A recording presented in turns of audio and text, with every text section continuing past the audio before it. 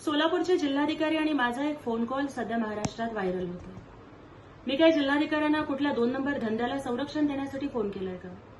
मी काय जिल्हाधिकाऱ्यांना कुठल्या टेंडरमध्ये मला टक्केवारी मिळावी म्हणून फोन केलाय का? मी काय जिल्हाधिकाऱ्यांना कुठल्या बेकायदेशीर कामासाठी फोन केलाय?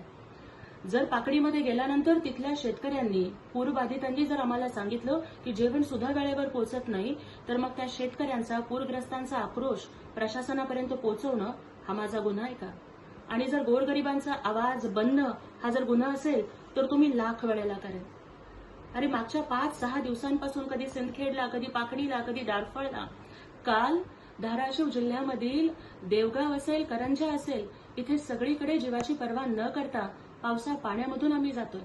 त्याही व्हिडिओमधली माझी परिस्थिती बघा, मी पूर्ण पावसात भिजली आहे। जर लोक आम्हाला सांगतायत की प्रशासन येत नाही आणि मदत करत नाही, आणि म्हणून जर आम्ही तिथल्या तलाट्यांना फोन केला, ग्रामसेवकांना फोन केला, तहसीलदारांना केला आणि जर समाधानकारक उत्तर मिळत नसेल तर जिल्हा प्रशासनाचे प्रमुख म्हणून मी जिल्हाधिकारी महोदयांना फोन केला।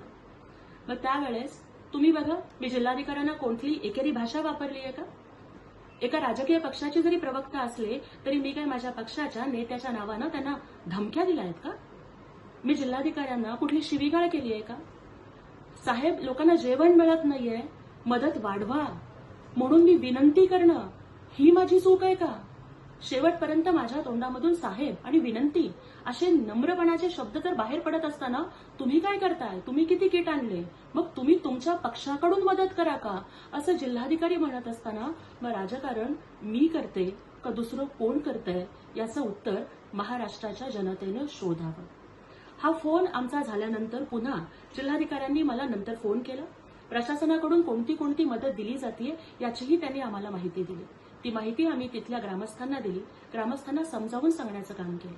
एकनाथजी शिंदे साहेबांच्या माध्यमातून महाराष्ट्रातल्या गावागावामध्ये, खेड्यापाड्यामध्ये आम्ही मदत पोहोचवतो। नवरात्रीचे 9 दिवसाचे उपवास असून सुद्धा तहान भुकेची पर्वा न करता कमरेपर्यंतच्या पाण्यातून चालत चिखल तुडवत आम्ही लोकांपर्यंत पोहोचतोय। जिथे मदत देता येते तिथे मदत देतोय, जिथे काहीच देता येत नाहीये तिथं महिलांना मी माझा खांदा देतेय आणि खेड्यापाड्यातल्या बायका माझ्या गळ्यात पडून रडतायत आणि मी त्यांना धीर देतेय। हे माझं काम करणं हे चुकतंय का? हे राजकारण करणं आहे का? अशा आपत्तीच्या वेळेमध्ये, नैसर्गिक आपत्तीच्या वेळेमध्ये जर मदत तुटपुंजी पडत असेल तर साहेब, आम्ही सुद्धा किट वाढवतो, तुम्ही सुद्धा किट वाढवा, हे बोलणं हा माझा गुन्हा आहे का?